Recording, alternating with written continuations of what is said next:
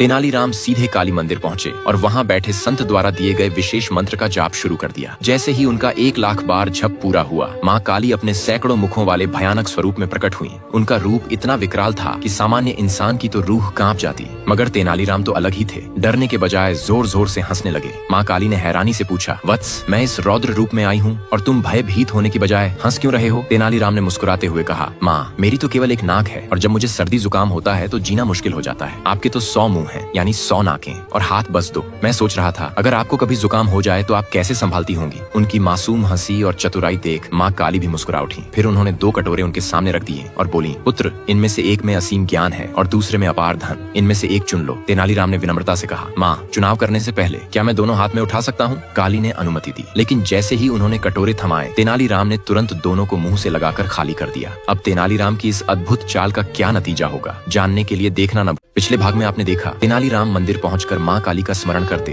और पूरे मन से उनका आह्वान करते हैं। उनकी सच्ची भक्ति और तपस्या देखकर माँ काली स्वयं प्रकट हो जाती हैं। तेनालीराम की मासूम और सरल सोच से माँ काली प्रसन्न होती हैं और उन्हें आशीर्वाद स्वरूप 2 कटोरियां खीर की देती हैं। माँ काली कहती हैं, एक कटोरी की खीर से तुम्हें अपार ज्ञान मिलेगा और दूसरी से असीम धन, लेकिन शर्त ये है कि तुम केवल एक ही कटोरी चुन सकते हो। तेनालीराम दोनों कटोरियां हाथ में लेकर एक ही साथ खीर पी जाते हैं। यह देखकर माँ काली आश्चर्य और क्रोध से भर उठती हैं। वत्स, ये कैसी नादानी कर डाली? तेनालीराम फोल्डेड हैंड्स करके विनम्रता से कहते हैं, हे माँ, अगर मैं सिर्फ धन वाली खीर पीता तो बिना ज्ञान के उस धन का क्या करता, और अगर केवल ज्ञान लेता तो निर्धनता में उस ज्ञान का कोई उपयोग न होता। इसलिए मैंने दोनों लिए हैं। धन और ज्ञान तभी सार्थक हैं जब वे साथ हों। माँ काली मुस्कुराकर कहती हैं, तू बड़ा ही बुद्धिमान और चतुर है। ठीक है, मैं तुझे दोनों वरदान देती हूँ। तेरा ज्ञान और तेरी बुद्धि एक दिन पूरे ग्राम का गौरव बनेगी। आज से मेरा आशीर्वाद सदा तुझ पर रहेगा। अगर आप भी माँ काली के सच्चे भक्त हैं। एक बार अर्जुन को यह अभिमान हो गया कि वह श्री कृष्ण के सबसे बड़े भक्त हैं। यह देखकर श्री कृष्ण ने उन्हें सीख देने का निश्चय किया। उन्होंने यमराज को बुलाया और उनसे कहा कि वे एक भयंकर सिंह का रूप धारण करें। फिर स्वयं श्री कृष्ण और अर्जुन ने भी ब्राह्मण का वेश धारण कर लिया। इसके बाद वे राजा मोरध्वज के पास पहुंचे और निवेदन किया कि वह उनके साथियों को भोजन कराए। राजा ने प्रसन्नता पूर्वक इसकी सहमति दे दी। भोजन से पहले अर्जुन ने कहा, महाराज, मैं तो कुछ भी ग्रहण कर लूंगा, किंतु यह सिंह केवल मनुष्य का मांस ही खाता है। यह सुनते ही राजा मोरध्वज ने शांत स्वर में उत्तर दिया, तो मैं स्वयं अपना मांस इस सिंह को अर्पित कर दूंगा। तब श्री कृष्ण ने कहा, यह सिंह तो केवल बालक का मांस ही स्वीकार करता है। यह सुनकर भी राजा बिना हिचकिचाए अपने पुत्र को एक कक्ष में भेज देते हैं और उसी कक्ष में उस सिंह को भी बंद कर दिया जाता है। कुछ समय बाद राजा मोरध्वज अपने हाथ में रक्त से भीगी हुई छुरी लिए बाहर आते हैं। वे अपने पुत्र को सिंह के लिए समर्पित कर चुके होते हैं। यह दृश्य देखकर अर्जुन का अहंकार पूरी तरह चूर चूर हो जाता है। वे भावुक होकर राजा मोरध्वज के चरणों में गिर पड़ते हैं और उनसे क्षमा याचना करते हैं। फिर श्री कृष्ण की ओर हाथ जोड़कर कहते हैं, प्रभु, अब मैं स्वीकार करता हूँ कि आपके सच्चे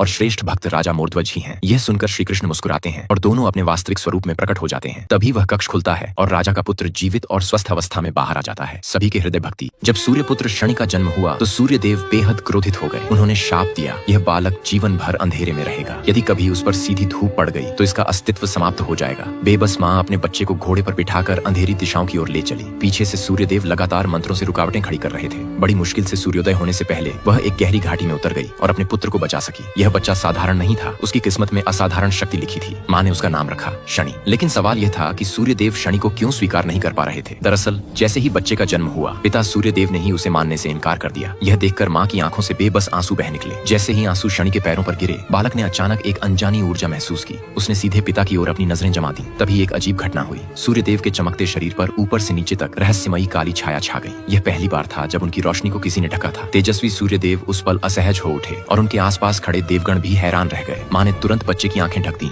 जिससे सूर्यदेव को थोड़ी राहत मिली, मगर उस काली छाया ने उनके तेज पर हल्की चोट जरूर पहुंचाई थी। इस घटना ने सूर्यदेव के मन में पहले से मौजूद शक को और गहरा कर दिया। उन्होंने सभी के सामने घोषणा की, यह बच्चा मेरा नहीं हो सकता। मेरा असली पुत्र कभी मेरे तेज से आहत नहीं होगा। आगे क्या होने वाला है, यह जानने के लिए कमेंट जरूर करें।